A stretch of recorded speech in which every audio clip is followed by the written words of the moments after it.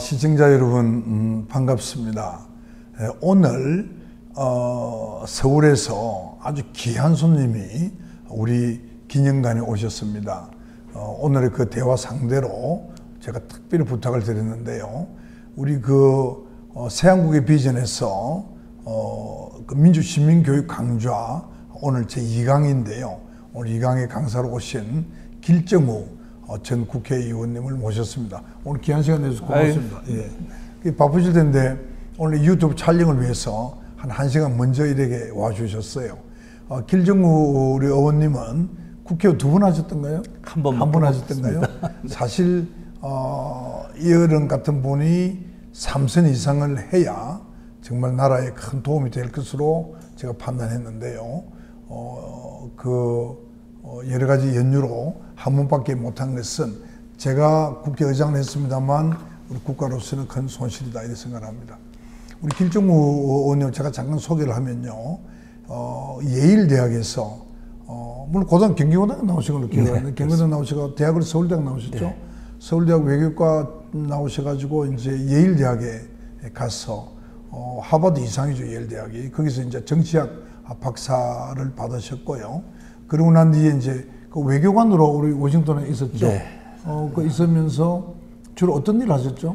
미국 의회 담당관만 4년 반을 했습니다. 미국 의회 담당관을 그렇게 하시고, 그리고 해가지고 이제 통일연구원에도 이제 박사님으로 계시고, 그리고 이제 중앙일보의 언론에 이제 계시면서 그 워싱턴 특파원 하셨죠? 몇 년 하셨더라? 4년 조금 넘게 4년 하고요. 하시고, 거기서 동경에 가 있습니다. 또 도쿄로 이제 오셔가지고 동경에 그 순회 특파원도 하시고요. 아주 활동이 많으셨습니다. 요즘은 주로 어떤 일을 하시죠?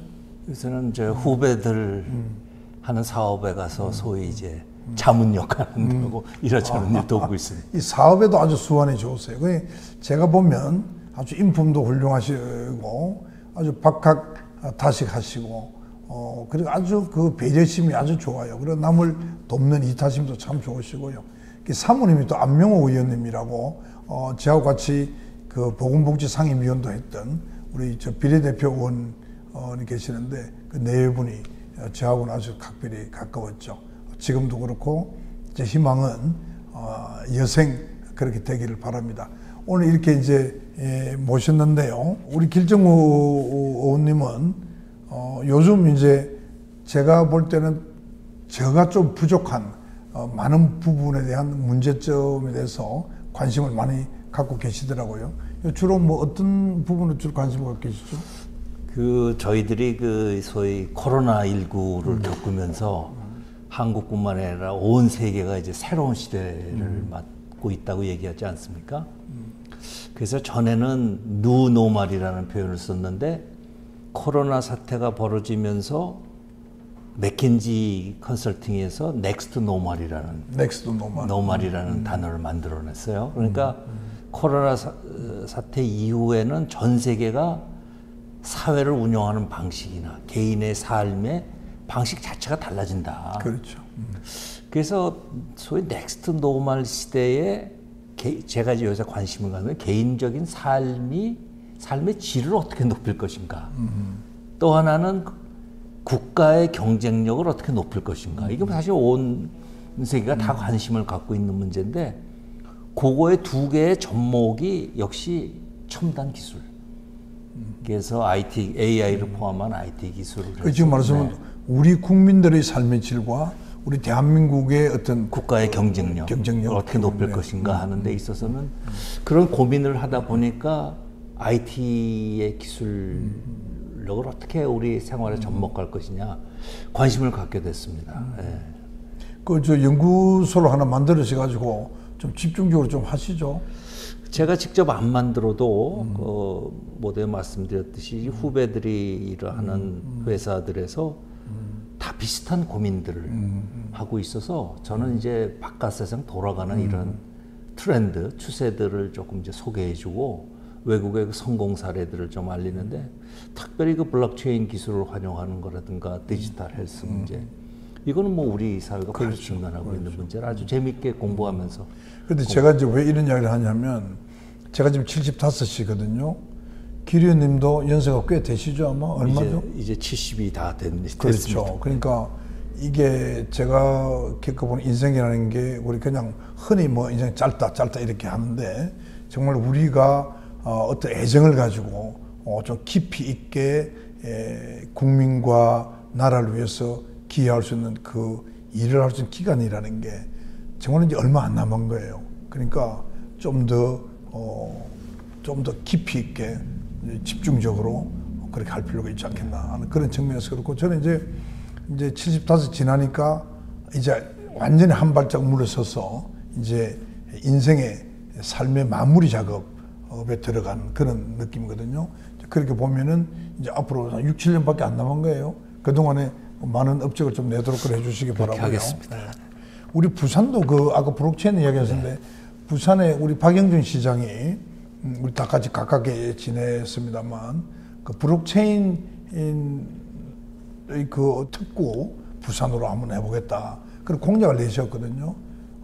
그에 대해서 좀 하는 바가 있는지 그 블록체인이라는 게 이제 아시지만은 뭐 저는 기술자는 아닙니다만은 블록체인이라는 기술이라는 게 기본적으로 데이터를 어떻게 효율적으로 또 신뢰성 있게 관리해 가지고 이 삶의 모든 인더스트리에 적용할 것이냐 그런 기술이거든요.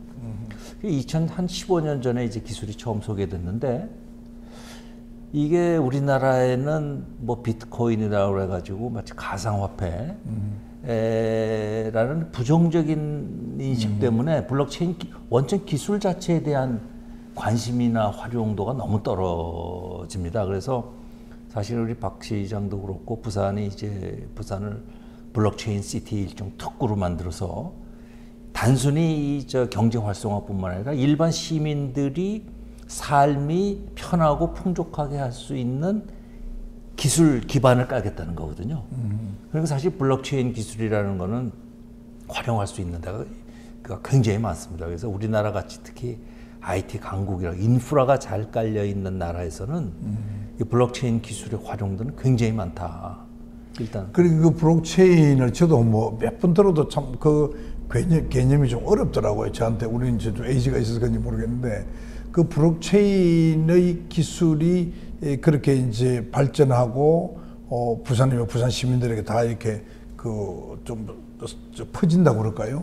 그렇게 되면 그 도시의 그 품격이나 개인의 삶의 질이 굉장히 높아지고 우리가 이제 특히 우리 사회가 좀 불신 사회가 이게 문제거든요. 제가 볼 때는 그런 불신도 블록체인을 도입함으로써 불신 사회가 좀 신뢰 사회로 바뀌는 그런 점도 없을까요? 그러니까 이제 블록체인 기술이 다른 거하고 제일 차별화가 되는 게 그 신뢰성이거든요. 데이터를 관리를 하는데 어느 한 사람이나 집단이 자기 의지를 가지고 이걸 왜곡시킬 수가 없도록 기본적으로 만드는 그렇죠.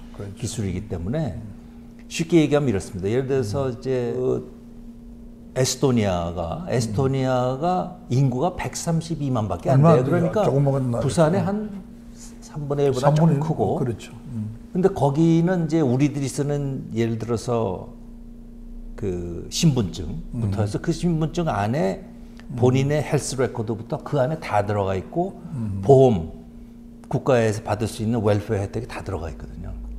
그러니까 온 국민을 관리하는 차원에서는 좋은데 보통 사람들이 자기의 개인 정보가 그렇죠. 중앙 정부에서 다 가지고 있다는 것 자체가 좀 불안을 느낄 수 있는데 옛날 빅브라더 그렇죠. 그래서 그거를 자의적으로 관리하고 활용하지 못하도록 할 수 있는 기술이거든요. 그러니까 저는 이제 에스토니아에서 이미 하고 있지만 우리나라 같이 선거가 있는 수없이 이루는데 투표권을 요새 한국민들이 가지고 있는 모바일 폰으로 투표를 할 수 있으면 선거장을 운영할 필요가 없는. 그렇죠. 근데 그럴 때 제일 문제가 되는 게 신뢰성이거든요. 그렇죠. 그걸 누가 어떻게 믿느냐. 그렇죠. 이거를 원천 기술로서 차단할 수 있기 때문에 예를 들면은 그래서 모든 복지 혜택부터 이 도시를 관리한다든가 더 나아가서 국가를 관리하는 차원에서 블록체인 기술이라는 게 활용할 수 있는 데 굉장히 많거든데. 말씀하십시오. 네. 그런데 이제 우리는 어떻게 보면 지레 겁을 먹었다고 그럴까? 괜히 이거 잘못했다가 마치 여기가 가상화폐 무슨 왕국이 될 것 같은 전혀 그거와는 상관이 없는 원천 좋은 그 기술이죠. 블록체인의 기술이라는 게 현재로서 완벽한 겁니까? 아니면 이것이 시대에 따라 조금씩 발전하죠. 그래서 이제 블록체인 기술이 처음 나왔을 때 이제 비트코인이라는 게 코인이라고 얘기를 해서 코인에 먼저 적용이 됐지만은 비트코인을 움직이기 위한 기술이 비트코인 기술이 있고 또 거기에 버금가는 게 이더리움이라는 기술이 있고 또 거기에 많이 있습니다만 그걸 소위 메인네트라고 합니다. 맞아요. 가장 기본적인 이제 플랫폼이죠. 근데 이더리움 같은 것도 계속 에볼루션 2.0, 3.0 나오듯이 계속 이제 그 진화를 하고 있는데 제가 강조하고 싶은 거는 그걸 이제 보통 메인네트라고 합니다. 그런데 우리나라의 블록체인 기술을 활용하고 있는 많은 데서 뭐 카카오부터 해가지고 이더리움이라는 기술을 어떻게 보면 사다가 이용해다가 우리를 접목하는 것만 하는데 우리나라에서 한두 개 회사는 충분히 기술력을 갖고 한국형 메인네트를 개발을 완성을 했거든요. 그래서 저는 그거를 우리나라에 그 배포하자는 확장하자는 거죠. 이미 그럼요. 확장. 네, 그래서 대구시에서는 지난달에 대구시 전체를 소위 말해 가버닝 할 수 있는 운영할 수 있는 체제로 그 한국형 메인네트를 적용을 하기 시작했습니다. 그랬구나. 그래 아까 말씀 중에 그 디지털 헬스 얘기를 하시는데요.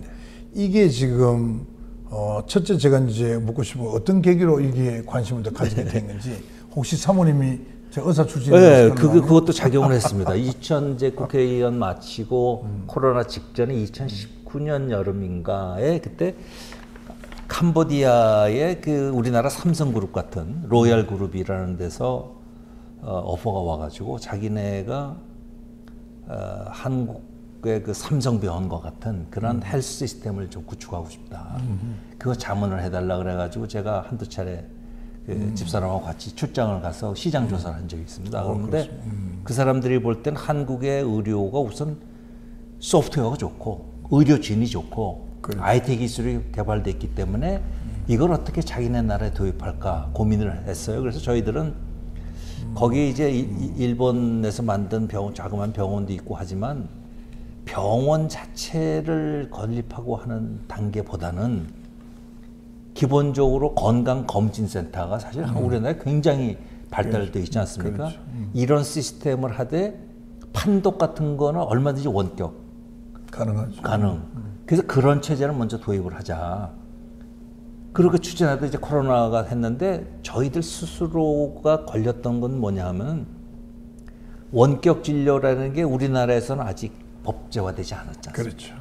그러니까 우리나라에서도 완전히 실험해서 성공 사례가 나오지 않은 거를 아무리 개독이지만 수출한다는 것 자체가 그거는 우리로서도 떳떳하지 않고 그렇죠.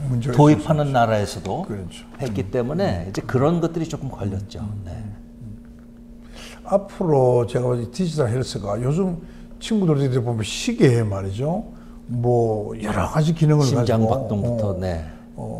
예를 들어서 이제 옛날에 저희들이 제가 미국에서 의사생활 할 때 일일이 피를 뽑아가지고 브라드 가스를 체크를 했거든요. 그러니까 동맥혈 안에 산소 양이 몇 프로냐 뭐 이런 것까지 말이죠. 했는데 요즘은 그냥 이렇게 손가락에 그냥 이렇게 집게같이 딱 집어놓으면 혈압하고 뭐 다 나오듯이 말이죠.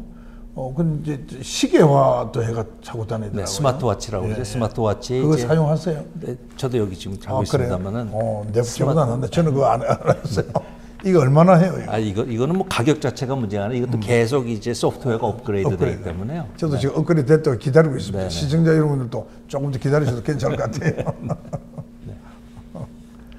저기 그 AI 기술을 우리 일상생활에 접목하는데도 상당히 이제 관심을 갖고 계신다던데 어떠세요? 아마 AI 그러면 뭐 AI 자체를 이제 인공지능 뭐 그것도 계속 지금 진화 중입니다만은 아마 이걸 보시는 시청자들 분들의 상당수가 이미 그 챗GPT라는 걸 아마 써보시고 아마 쓰고 계시는 분도 계실 거고요. 달리라고 이제 그거를 화상을 가지고 그림을 가지고 만들고 조립하고 하는 것도 해보셨을 텐데 AI라는 거는 이제는 그 자체도 진화하지만 그건 선택의 문제가 아니라 이제는 우리 주변에 이미 와 있고 그렇죠. 이걸 어떻게 잘 활용하느냐에 따라서 자기의 삶의 질이 달라지는 기술이라고 그렇죠. 보거든요. 그래서 AI라는 게 저는 요새 재미있게 보는 거는 이제 마케팅. 아마존 같은 회사에서 자체 소프트웨어를 개발해가지고 광고 영상이나 광고 화보를 만드는데 AI를 그냥 동원하거든요. 이건 모든 사람이 그냥 따라서만 하면은 자기가 원하는 광고 카피부터 화면, 동영상까지 다 만들 수 있게 아주 누구나 따라할 수 있게 돼 있는 그 정도 되면은 AI라는 거를 자기 곁에 두지 않고는 그렇죠. 네, 자기 삶 자체가 너무 피폐해지는 거기 때문에 네, 하여간 AI라는 게 뭐 마케팅뿐만 아니라 모든 면에 있어서 활용이 있습니다만은 이제는 뭐 이걸 보시는 분들 많이 활용하고 계시지만 AI라는 걸 이제 이거 특정한 사람들의 무슨 소유물이라고 생각하시면 안 되고 내 삶을 편하게 만드는 기술이다. 우리 국민들이 몇 퍼센트 정도나 그 AI를 활용하고 있어요. 근데 AI를 활용하면서도 이게 AI의 인지 를 통해서 나온 소프트웨어인지 상품인지를 모르고 지내는 거죠. 뭐 그 상관이 없는 거 아닙니까? 그렇죠. 사용하는 사람이 편하면 되니까. 근데 이거는 이제는 무슨 거부감을 가질 이유가 전혀 없다. 그렇죠. 그 제가 이제 챗GPT를 직접 좀 해보니까 그 참 그 신기하기도 하고 재미있던데 그 내용들을 이렇게 보면 내가 갖고 있는 지식에 상당히 이제 그 업그레이드 할 수 있는 그런 내용들 많고 그랬는데 느낌은 분명히 이 지금 현재의 챗GPT의 수준이 한 유치원이나 초등학교 뭐 저학년 수준이라면 앞으로 이것이 굉장히 발전할 수 있을 것 같다. 그래서 제가 이제 의사로서 이런 생각도 해봐요. 너 가족이 아프다. 그러면 그 가족의 정세와 나이 여러 가지 그냥 패스트 히스토리를 넣어서 챗GPT한테 물어보면 아 여기는 우리 대한민국에서 어느 병원의 어느 의사가 가장 제 책임자다. 당신이 뭐 부산에 있으면 부산에 어느 병원에 뭐 누구를 찾아가 보시라. 이런 것까지도 정보를 다 주는 시대가 될 테니까 이제는 모든 게 바뀔 수밖에 없어요. 의사가 갖고 있는 그 얼마 안 되는 그 양의 지식 그걸 뭐 월등히 뛰어넘을 테니까 말이죠. 그 어떻게 보세요? 그래서 사실은 이제 챗GPT를 만드는 오픈 AI 회사의 얼트만이라는 이제 뭐 사장이죠, 대표죠. 그 양반이 벌써 몇 달 전에 미국 상원에 나가서 AI를 이런 개발하는 회사들끼리 모여서 이거의 발전 방향, 발전 속도를 조절할 필요가 있다는 데 대해서 공감을 하자. 그리고 놀랍게도 그렇기 위해서는 기업들만에 가지고 될 일이 아니기 때문에 중앙정부가 개입을 해서 이 AI의 발전 속도나 방향에 대해서 워치를 할 수 있는, 들여다볼 수 있는 체제를 만들자고 제안을 한 거거든요. 그러니까 보도봤습니다. 개발하는 사람들조차도 이게 어떤 방향으로 어떻게 튈지에 대해서는 약간의 위협감을 느끼고 있는 거죠. 그렇죠. 저도 이제 걱정이 이제 이렇게 계속하다 보면 우리 이제 인간이 제어할 수 없는 어떤 것까지 되고 나면 이 아마 인간의 어떤 이 존립, 물론 이제 그 존립되는 그룹도 있겠지만 우리가 보통 일반 서민들이란 말이죠. 또는 이제 후진국이라든지 존립의 문제도 생길 수 있지 않겠나 그런 걱정도 좀 되더라고요. 특히 이제 그 도덕이나 윤리적 위에서도 또 그런 것도 있을 테고. 근데 지금 이제 AI가 그것도 어떻게 진화할지는 모르지만 AI가 지금 상황에서 AI가 인간과 다른 점이 뭐냐, 부족한 게 뭐냐 하면은 소위 컴패션. 그러니까 그 연민의 정, 아니면 엠파시, 공감 능력 이런 게 아직도 AI가 인간에 비해서 많이 떨어진다는 거거든요. 언젠가는 그것도 가능하지 않을까요? 글쎄, 저도 그런 생각을 합니다. 그래서 이걸 어떤 방향으로 개발해서 발전시킬까는 건 역시 그건 인간의 머릿속에서 그렇죠. 인간이 판단에 따를 거다. 하지만 만든 사람 스스로가 이걸 조금 규제할 필요가 있다고 한 얘기는 저희들이 귀담아 들을 필요가 있는 것 같습니다. 근데 그게 사실 이제 규제가 될 수 있을지 모르죠. 지금 우리가 그 원자력 그 노벨 그 원자력도 보면 그렇듯이 그 시간 좀 지났습니다만 이제 우리 기린 아까 내가 모두에 이야기했듯이 이제 연세도 좀 계시고 이제 정말 그 김형석 교수님 말씀을 빌리면 75세까지는 청년이니까 앞으로 6, 7년 동안에 앞으로 그 개인적으로 생각하는 어떤 삶의 파이널 종착역이라고 그럴까요? 뭐 그런 뭐가 있으면 좀 말씀해 주시죠. 그 모두에 말씀드렸습니다만은 그 지난 삶을 쭉 이렇게 돌아보니까 우리가 살고 있는 이 나라라는 게 정말 대단한 나라다. 전 인류사에 있어서도 대단한 나라지만은 우리 한국민, 한민족이 가지고 있는 잠재력이 대단하다. 이걸 어떻게 우리만이 아닌, 물론 우리가 잘 사는 것도 중요하지만 그렇죠. 어떻게 이 다른 민족들, 다른 나라들의 국민들을 위해서 어떻게 공유할 수 있을까?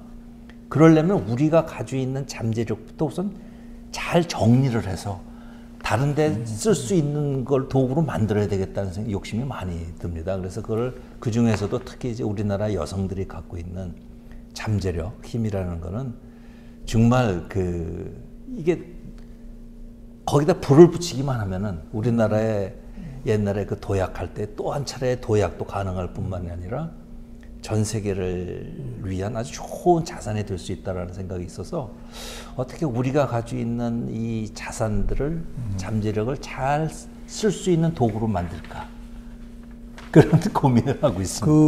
아주 좋은 고민 같은데 꼭 그 좋은 결과가 생기기를 제가 바라고요. 전에 기억에 여성에 대한 아테나 독트린이라는 책을 번역한 집사람하고 같이 번역을 했는데요. 네. 제가 그 책을 받고 읽어봤습니다만, 저도 우리나라의 블루오션이라고 그럴까요? 앞으로 미래의 큰 잠재력은 저는 여성한테 있다고 봐요. 좀 뭔가 좀 철학을 심어주고 말이죠. 미래에 대한 비전도 심어주고 해서 우리 여성들이 다시 일어나게 되면, 사실 박정희 대통령이 중심이 되어서 많은 산업화에 성공을 했지만 그 기저에는 우리 어머니들이 가진 그 자식에 대한 교육력이라든지 모든 것을 하는 그 희생, 그것 때문에 일어난 거거든요. 근데 지금 이대로 계속하면 이게 저는 떨어질 거로 보죠. 그래서 지금 이제 우리 기린님 말씀대로 그것을 불 붙이면 참 좋겠다. 그리고 이제 우리 기린님은 국회 계실 때도 그때 누굽니까? 우리 김현. 네. 일치를 위한 정치운동. 일치를 위한 정치 포럼의 대표를 하셨죠. 그러니까 늘 아주 중도적이고 참 이렇게 화평한 그런 정치, 그런 사회를 이제 기대하고 그 노력을 많이 하신 걸로 기억을 하는데, 정말 우리가 지금 말씀대로 그런 것을 전 세계, 특히 후진국이나 그 개발도상국들에게 도움을 줄 수 있다면 우리가 그네들에게 받았던 보온하는 뜻에서도 좋고, 우리 인류 전체가 지금 점점 위기에 처해가고 있지 않습니까? 그럼 여기서 힘 있고 돈 있는 나라만 하고 나머지는 다 망한다든지 물에 잠긴다든지 이런 일이 있어서는 안 되잖아요. 그래서 그런 역할을 좀 많이 해주신다고 그러니까 저는 한번 생을 한번 걸만한 것 같은데요. 정장님이. 의장님 조남에서도 나오지만 정의롭고 조화로운 그 사회를 만드는 건데, 우리나라에 건국 이념이 있지 않습니까? 홍익인간이라는 그렇죠. 그 말이 바로 그거죠. 이제는 모든 사람들이 함께 잘 더불어서 살 수 있는, 이롭게 하는 우리의 건국 이념에 있는 철학이기 때문에 저는 한민족이 무언가를 이뤄낼 수 있다고 저는 믿고 아마 그 방향으로 계속 노력하려고 합니다. 그래 이제 요즘 우리 사회가 갖고 있는 방향이 상당히 저는 좀 불안한 그런 쪽으로 가고 있어서, 다르게 말하면 우리 사회가 물질 중심 사회로 감으로써 말이죠. 지금 우리가 말하는 그런 어떤 홍익인간적인 우리의 원래의 우리 그 정신 철학이 지금 거의 다 소멸되고 있거든요. 지금 젊은 사람들이 과연 홍익 정신을 알고는 있는지, 이것이 그 의미가 뭔지 알고 있을지 나 좀 모르겠어요. 근데 지금 아주 중요한 말씀하셨는데, 저도 늘 그런 이타심, 공동체 정신, 이게 바로 홍익 정신이잖아요. 그것이 다시 꽃피어야 되기를 바랍니다. 오늘 그 귀한 시간이 내서 부산까지 와주시고 또 이렇게 강의도 해주시고 오늘 유튜브도 이렇게 직접 출연해 주시고 너무너무 감사합니다. 고맙습니다. 고맙습니다. 예. 마지막으로 혹시 저 시청자들에게 하실 말씀 네, 있으면 하여간 한번. 제가 부산까지 내려왔습니다만은 뭐 서울에서 2시간 반밖에 안 걸리는 도시인데, 하여간 부산이 발전하는 모습뿐만이 아니라 아까 블록체인의 스마트 시티를 지향하지만 어느 한 지방 도시가 그 도시의 미래뿐만이 아니라 나라 전체에 가야 할 방향을 만들어 줄 수 있다. 그래서 그 부산이 설정한 그 방향 자체가 옳기 때문에 이건 단순히 부산 시민 300여만의 부산 시민만을 위한 게 아니라 우리나라 전체 아니면 동아시아와 전 세계들을 위해서 시험해 볼 수 있는 아주 훌륭한 테스트 베드다라는 거를 저는 그렇게 믿고요. 이 부산에서도 그런 걸 한번 성공적으로 하기 위해서 지혜를 많이 모아주셨으면 하는 바람입니다. 우리 같이 뭐 이렇게 활동했던 지금 우리 박형준 부산시장이 바로 지금 말씀하는 그런 정신을 갖고 있거든요. 그래서 앞으로 자주 좀 이렇게 교통하셔가지고 소통하셔가지고 꼭 그게 이루어졌으면 좋겠어요. 저는 며칠 전에 지난주일인가요? 그 해외 여행지로서 부각된 게 말이죠. 그 오스트리아 비엔나하고 우리 부산이 같이 이렇게 떴다는 그 보도를 보고 굉장히 제가 고무됐거든요. 지금 말씀하신 그런 거 이렇게 결부해 본다면 앞으로 부산이 세계의 어떤 모범적인 그런 다 한번 가고 싶은 그런 도시로 되기를 바라고요. 다시 한번 감사드립니다. 고맙습니다.